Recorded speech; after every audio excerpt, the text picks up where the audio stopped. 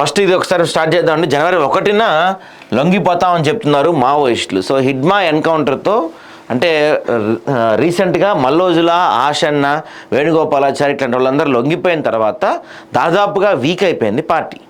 అంపస్ అయిపోయి అంటే ఇక చివరి క్షణంలో ఆల్మోస్ట్ ఐసీయూలో వెంటిలేటర్పై ఉన్న పరిస్థితి ఉన్న పార్టీలో హిడ్మా ఎన్కౌంటర్తో ఇక వెంటిలేటర్స్ ఇచ్చి కూడా ఆపేసినట్టు అయిపోయింది.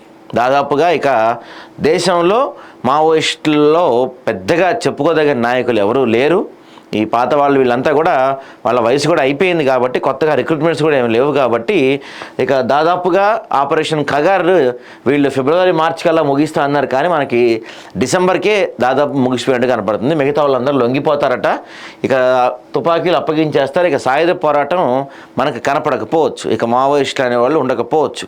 ఇక మరి ఆ ప్రాంతాలన్నీ ఏ విధంగా నాశనం అవుతాయో, ఈ అడవులన్నీ ఎలా దోచుకోబోతున్నారో చూడాలి మనం. 100% అందులో డౌట్ లేదు.